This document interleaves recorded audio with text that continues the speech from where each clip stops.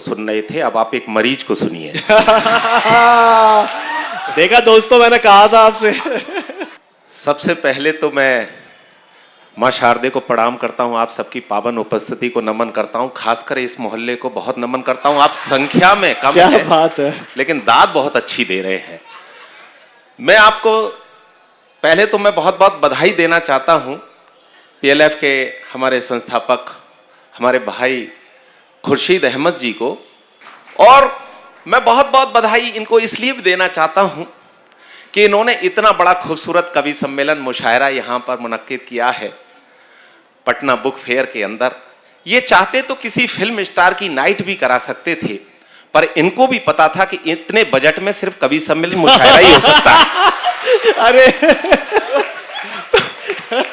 तो जी क्या कहने पवन साहब, मैं मस्ती का कवि हूं। बजट का मसला है। हाँ जी। मैं आपको बताता हूं, उन्होंने बताया कि मैं अभी कतर होके आया, मैं दुबई होके आया, लेकिन इन्होंने एक देश का नाम नहीं बताया। मैं पिछले दिनों बैंकॉक भी गया था। अरे इतना शोर क्यों मचा रहे हैं भैया, मैं कविता पाठ करने ही गया था।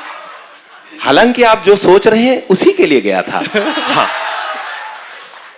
लेकिन साहब, किसी देश से जब आप वापस आ जाते हैं, पता नहीं क्या स्थिति होती है। जब मैं 4-5-6 दिन हो गए और मैं बैंकॉक में अपना मेरा एक शो था, उसको करके जब लौटा, तो मेरी ये हालत थी कि मेरे मोबाइल पर यदि मैसेज भी लिखा हुआ आ जाता था तो मैं उसे मसाज पढ़ने लगता था। तो ये केवल देश का प्रभाव है। हाँ जी, मैं आपको बताता हूं साहब, पिछले दिनों मैंने कुछ प्रयोग किए कि पहले क्या था और अब क्या है। जैसे पहले किसी लड़के के बारे में यह पता लग जाता था कि यह लड़का ड्रिंक करता है, जब भी कोई सगाई संबंध की बात चलती थी और यह पता लग जाता था कि यह लड़का ड्रिंक करता है, तो लोग आश्चर्य करते थे, हैं ये लड़का ड्रिंक करता है। स्थितियां आज भी वही हैं। आज किसी लड़के के बारे में पता लग जाता है लड़का ड्रिंक नहीं करता, तब भी लोग आश्चर्य करते हैं लड़का ड्रिंक नहीं करता। आपको पता होगा पहले लोग खाना घर पर खाते थे और फ्रेश होने के लिए बाहर जाते थे। ग्रामीण अंचल में आज भी व्यवस्था चल रही है। पहले लोग खाना घर पर खाते थे और फ्रेश होने के लिए बाहर जाते थे। आज स्थितियां कहां तक आ गई हैं, आज लोग फ्रेश होने के लिए घर पर आते हैं और खाना खाने के लिए बाहर जाते हैं होटल। हाँ, आपको पता होगा पहले लोग क से काम चलाया करते थे, आज भी लोग क से काम चला रहे हैं। पहले लोग क से कैसे काम चलाया करते थे, पहले लोग का से कमाते थे, खा से खाते थे, गा से गहने बनवाते थे, गा से घर बनाते थे। का से कमाते थे, खा से खाते थे, गा से गहने बनवाते थे, गा से घर बनाते थे। स्थितियां आज भी वही हैं। आज भी लोग क से काम चला रहे हैं। आज लोग का से कर्ज ले लेते हैं, खा से उसे खा जाते हैं, गा से गायब हो जाते हैं और रास्ते मिल जाए तो गा से गुड़की और देते हैं। क्या बात है, ये स्थितियां हैं साहब। ये तो बहुत अच्छा है कि आपके यहां शराबबंदी हो गई है। मैं तो अभी एक ऐसे कवि सम्मेलन के अंदर गया जो रात को 8 बजे ही शुरू हुआ। एक 5 स्टार होटल के अंदर वो कार्यक्रम था। 9 बजे तो कार्यक्रम शुरू हुआ, और शुरू क्या हुआ, हमने देखा हर व्यक्ति के हाथ में समुद्र मंथन से प्राप्त एक पेय पदार्थ एक गिलास में था। मैं देख रहा था कि वो सोमरस को देख रहा था। मुझे लगा ये लोग कैसे तालियां बजाएंगे। खैर, हम लोगों ने तालियां वालियां बजवाई, और जैसे ही मैं नीचे उतरा, हमको कैसी कैसी जगह पर काव्य पाठ करना पड़ता मैं बताता हूं। जैसे ही मैं नीचे उतरा, एक सज्जन मेरे पास आए, बोले पवन आगरी जी, आज आपने बहुत अच्छा काव्य पाठ किया। आप देखिए, गिलास उनके हाथ में, मुझसे बात कर रहे हैं, चित्र देखें। मैंने कहा बहुत बहुत धन्यवाद। बोले आप लेते हैं क्या? मेरे कहा नहीं भाई, मैं नहीं लेता। बोले जब आप बहुत खुश होते हो तब तो लेते होंगे। मैंने कहा नहीं भाई, तब भी नहीं लेता। बोले जब कभी बहुत दुखी हो जाते हो, को किसी ने आपका दिल तोड़ दिया हो, तब तो ली ही होगी। मैंने कहा भाई मैंने तब भी नहीं ली। बोले जब कभी कोई यार दोस्त की शादी में जाते हो, पार्टी में जाते हो, तब तो थोड़ी सी चख ही लेते होंगे। मैंने कहा भाई मैं छूता भी नहीं हूं। तो बोले फिर ठीक है, ये आप मेरा जरा गिलास पकड़िए, मैं जरा वॉशरूम होके आता हूं। हाँ, तो उसको पता था, लेकिन उसको नहीं मालूम था कि वो लौट के आएगा तो उसे गिलास खाली मिलेगा। खैर साहब, मस्ती की बात मैं मस्ती में करता हूं। देखिए, मैंने अभी हिंदी की बात की, ये सब बड़े लोग हैं, सब बड़े शायर हैं, सब बड़े कवि हैं, मैं आपको बताता हूं।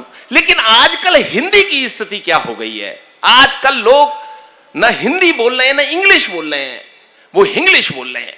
जैसे एक रेलवे स्टेशन की बात थी, मुझे एक ट्रेन के बारे में पता करना था, मैंने एक सज्जन से पूछ लिया कि भैया ये पूछताछ कार्यालय कहां है। वो साहब काफी जल्दी में थे, बोले मुझे नहीं मालूम, साइड में जाके इंक्वायरी से पता कर लो। मेरी एक भतीजी है सर, वो कॉन्वेंट स्कूल में पढ़ती है, मैं आपको बताता हूं कॉन्वेंट स्कूल में पढ़ती है। तो आजकल किस तरह की कॉन्वेंट स्कूलों में पढ़ाई चल रही है, तो मैंने पूछा बेटा तेरी पढ़ाई कैसे चल रही है, बोले अंकल बहुत अच्छी चल रही है। मैंने कहा और हिंदी की, बोले हिंदी की भी बहुत अच्छी चल रही है। मैंने वैसे ही उसका सामान्य ज्ञान जानने के लिए उससे पूछ लिया कि अच्छा बेटा महादेवी के बारे में तुम कितना जानती हो। आप विश्वास करिए साहब, 15 मिनट तक सोचती रही, बोले अंकल मैं कंफर्म तो नहीं हूं, पर मुझे लगता है कि महादेवी श्रीदेवी की बड़ी बहन का नाम होगा। ये स्थितियां हैं। आप किसी रिक्शे वाले से कहिए, बोले भैया विश्वविद्यालय चलेगा, साहब ये क्या होता है, बोले यूनिवर्सिटी चलेगा, साहब ऐसे बोलिए ना हिंदी में। हाँ तो साहब हम तो यूपी से आते हैं, आपके बिहार में भी ऐसी परीक्षा होती हैं, जब उसमें जब भी कोई हिंदी की परीक्षा होती है उसमें 4, 5, 6 कवियों की जीवनी याद कर लेते हैं, उसमें से एक कवि की जीवनी पेपर में फंस जाती है। आपने भी ऐसी परीक्षाएं दी, हमने भी ऐसी परीक्षाएं दी हैं। एक लड़का था, दूसरे दिन परीक्षा होनी थी, उसे किसी कवि की कोई जीवनी याद नहीं हुई, तो उसने उन कवियों की जीवनी की नकल तैयार करी और उसे शरीर के प्रत्येक हिस्से में छुपा लिया। अब उसे यह भी याद नहीं रहा कि उसने कौन सी पर्ची कहां छुपा ली, उसके लिए भी उसने एक पर्ची तैयार करी, वो पर्ची पकड़ी गई। मैं कविता पढ़ता हूं, आपको हो सकता है मेरा नाम पवन आगरी याद रहे न रहे, आपको ये याद रहे न रहे कि कोई आगरा से आया था, लेकिन आपको मैं विश्वास दिलाता हूं कि मेरी वो कविता आपको जरूर याद रहेगी, जिसके लिए मेरे को वैश्विक स्तर पर पहचाना गया है। और मुझे लगता है कि पटना के इतने अच्छे श्रोताओं के बीच में इसलिए भी पढ़ के जाना चाहता हूं। आप विश्वास करिए साहब, मैंने विश्व की 11 देशों की यात्राएं करी हैं, लेकिन इतने खूबसूरत, इतना तालियां बजाने वाले, इतने सुनने वाले श्रोता मुझे बहुत कम मिले हैं। एक बार अपने लिए जोरदार तालियां। क्या बात है सर, बिल्कुल सही बात है कि बोर्ड की परीक्षा का सालाना सत्र हिंदी का आया प्रश्न पत्र, सभी परीक्षार्थी पेपर हल कर रहे थे, कुछ अकल से और कुछ नकल कर रहे थे। तभी एक छात्र ने छोटी सी पर्ची निकाली, उस पर कुछ उड़ती सी नजर डाली, लेकिन निरीक्षक की नजर से वो बच नहीं पाया। उसने उस छात्र से उस पर्ची को छुड़ाया और पर्ची को पढ़कर तो उसके छक्के छूट गए, हिंदी के कवियों के भाग्य फूट गए। उस पर्ची में लिखा था कि कबीरदास जी मोजे में, सूरदास जी बाह में। उस पर्ची में लिखा था कि कबीरदास जी मोजे में, सूरदास जी बाह में, तुलसीदास बेल्ट में, बिहारी लाल पांव में, महादेवी आस्तीन में, पंत जी अगल में, प्रसाद जी कॉलर में, निराला जी बगल में। कि कबीरदास जी मोजे में, सूरदास जी बाह में, तुलसीदास बेल्ट में, बिहारी लाल पांव में, महादेवी आस्तीन में, पंत जी अगल में, प्रसाद जी कॉलर में, निराला जी बगल में, और शेष के लिए एक छोटी सी पर्ची घड़ी के डायल में, जिसमें हिंदी साहित्य का इतिहास मिल जाएगा। और नकल करते यदि पकड़ा गया तो एक बड़ा नोट पीछे की जेब में, जिसे पाकर निरीक्षक खिल जाएगा। वाह, कि नकल करते यदि पकड़ा गया तो एक बड़ा नोट पीछे की जेब में, जिसे पाकर निरीक्षक खिल जाएगा। हमें देखकर उस लड़के की बुद्धिमत्ता पर बड़ा आश्चर्य हुआ कि देखो ये लड़का कितना दूरदर्शी है, अरे हम सबसे ज्यादा मर्मस्पर्शी है। यदि ये बड़ा होकर कुछ नहीं बन पाया तो जरूर ये नेता बनेगा और हम जैसे शिक्षित बेरोजगारों का प्रणेता बनेगा। यह देखते ही देखते हमसे बहुत दूर निकल जाएगा और हम जैसा युवा इस शिक्षा की चक्की में पिसता ही रह जाएगा। हम जैसा युवा इस शिक्षा की चक्की में पिसता ही रह जाएगा। दोस्तों, मैं चैनलों के लिए भी काम करता हूं। मैंने एक बार, मैं आपको बताता हूं, मेरी एक टिप्पणी है कि मैं आपको बताता हूं कि आज गरीब आदमी यदि बैंक से लोन लेता है और उसे नहीं चुका पाता तो वो जेल जाता है, और जब कोई अमीर आदमी बैंक से लोन लेता है और उसे नहीं चुका पाता तो वो विदेश जाता है। वहां से उठाता हूं। मैं तो चैनल पर बैठा हुआ था, साहित्य आज तक के चैनल पर बैठा हुआ था, तो एक पट्टी चल रही थी। उस पट्टी में लिखा हुआ था कि विजय माल्या को भारत लाने का रास्ता साफ। तो मैंने चैनल वालों को मैसेज किया, उससे पहले जाम रहता था क्या? फिर मैंने विजय माल्या को मैसेज किया, मैंने कहा भाई आप हिंदुस्तान लौटो मत लौटो, हिंदुस्तान का पैसा लौटाओ मत लौटाओ, पर मुझे अपना नया साल का कैलेंडर भिजवाते रहना। मैं आपको बताता हूं, मैं देखिए क्या स्थिति है इन दिनों। मेरा एक बहुत वायरल व्यंग है, क्योंकि प्रधानमंत्री जी ने कहा कि ना मैं खाऊंगा ना खाने दूंगा।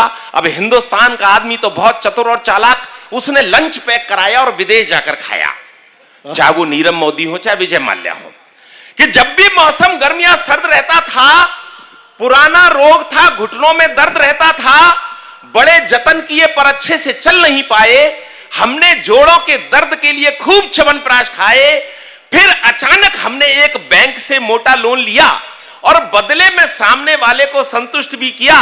अब मेरे पैरों में इतनी ताकत आ गई है कि मैं पर्वत तक लांघ सकता हूं, मैं बैंक का पूरा पैसा लेकर विदेश भाग सकता हूं। वाह, यह सत्या साहब। आजकल हिंदुस्तान में देखिए हर जगह कोई कुछ ना कुछ खा रहा है, केवल चिल्ला वही राय से खाने का मौका नहीं मिल पा रहा है। यह बिल्कुल मैं सच्चाई की बात कर रहा हूं, केवल चिल्ला वही राय से खाने का मौका नहीं मिल पा रहा है। तब मेरा एक व्यंग पढ़ता हूं और मुझे पूरा विश्वास है, मैं एक कहता हूं, मैं एक हास्य कवि हूं, मैं पूरी रात आपको हंसा सकता हूं, गुदगुदा सकता हूं, लेकिन मैं जिस मंच पर हूं, जिस पीएलएफ के मंच पर हूं, मुझे मेरी मर्यादाएं, मुझे अपनी सीमाएं पता है कि मुझे क्या पढ़कर यहां से जाना है, ताकि आप मुझे याद रखो। एक बार मुझे तालियों से आदेशित करें और मैं पढ़ता हूं। भाई जोरदार तालियां बजा दीजिए जनाब पवन आगरी साहब के लिए।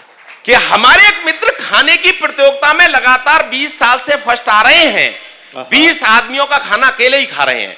एक दिन हमने उनसे कहा कि मित्र, आश्चर्य है, महंगाई के दौर में भी तुम इतना खा रहे हो, वास्तव में खाने की दौड़ में तुम बहुत आगे जा रहे हो। हमारी बात को सुनकर भी कुछ उदास हो गए, पहले कुछ दूर खड़े थे मगर अब पास हो गए।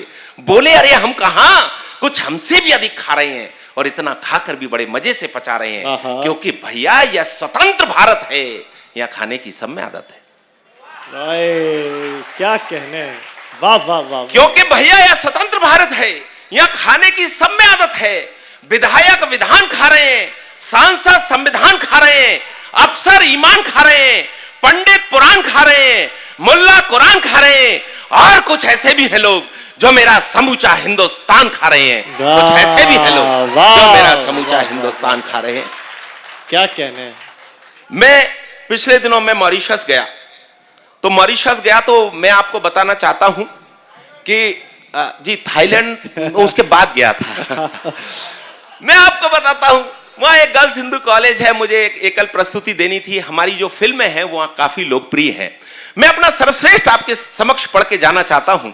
तो हमारी फिल्में बहुत लोकप्रिय हैं, तो मैंने उन लड़कियों से पूछा, 10,000 लड़कियां उसमें पढ़ती हैं मेरी एकल प्रस्तुति। तो मैंने पूछा कि आप में से कितने लोग हैं जो माधुरी दीक्षित के नाम से परिचित हैं। 50% लड़कियों ने अपने हाथ खड़े किए कि हम माधुरी दीक्षित के नाम से परिचित हैं। फिर मैंने पूछा कि आप में से कितने लोग हैं जो ऐश्वर्या राय के नाम से परिचित हैं। 75% लड़कियों ने अपने हाथ खड़े किए कि हम ऐश्वर्या राय के नाम से परिचित हैं। जब मैंने फिल्म इंडस्ट्री की एक ऐसी धार्मिक महिला का नाम लिया, मैंने पूछा कि आप में से कितने लोग हैं जो मल्लिका शेरावत के नाम से परिचित हैं। 100% लड़कियों ने अपने हाथ खड़े कर दिए, टीचर्स ने भी अपने हाथ खड़े कर दिए। मैंने मल्लिका शेरावत को फिल्म इंडस्ट्री की सर्वाधिक धार्मिक महिला क्यों कहा? क्योंकि गीता में भगवान श्री कृष्ण ने कहा है कि यह शरीर नाशवान है, और मुझे लगता है कि मल्लिका जी इस मर्म को बहुत अच्छी तरह समझती हैं कि जब यह शरीर नाशवान है तो इसका जितना उपयोग किया जाए कर लो। तब मेरी एक व्यंग रचना का जन्म हुआ। सब टीवी पर वाह वाह का मुकाबला हुआ शैलेश अरोड़ा जी का, और फिल्म फना और रंग दे बसंती के गीतकार थे प्रसून जोशी जी। उन्होंने मुझे एक टॉपिक दिया बॉलीवुड, मैंने कुछ पौराणिक संदर्भ उठाए, आपने वो कथा सुनी हुई है, और मैं ये नारी शक्ति को समर्पित करता हूं उस रचना को, और उसके बाद मैं अपना स्थान ग्रहण करूंगा। एक बार मैं चाहता हूं कि एक बार मुझे तालियों से आदेशित करें। जी इरशाद। कि एक धार्मिक सीरियल के निर्माता ने एक बड़ा काम किया, उसने महाभारत सीरियल में द्रौपदी के रोल में मल्लिका शेरावत को लिया। महाराजा धृतराष्ट्र के शाही दरबार का दृश्य था, बड़ा ही मनोरम परिदृश्य था। सारे दरबारी अपनी आंखें सेक रहे थे, लेकिन भीष्म पितामह इस आधुनिक द्रौपदी के कम कपड़ों को देखकर अंदर तक झेंप रहे थे। उस दिन शर्म लाज और हया की छुट्टी थी। अच्छा हुआ महारानी गांधारी की आंखों पर पट्टी थी।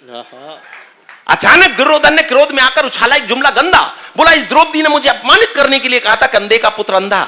यह सुनकर द्रौपदी मनी मल्लिका मुस्कुराई और थोड़ा सा दुर्योधन के नजदीक आई, बोली अरे तुम मुझे छोड़कर हस्तिनापुर की लड़ रहे हो, अरे सच्ची बताओ क्या तुम अंधेपन की ओर नहीं बढ़ रहे हो? यह सुनकर दुर्योधन ने दुशासन को आदेश दिया, बोले भाई ये काम करो, इस द्रौपदी का चीरहरण करे से सार्वजनिक रूप से बदनाम करो।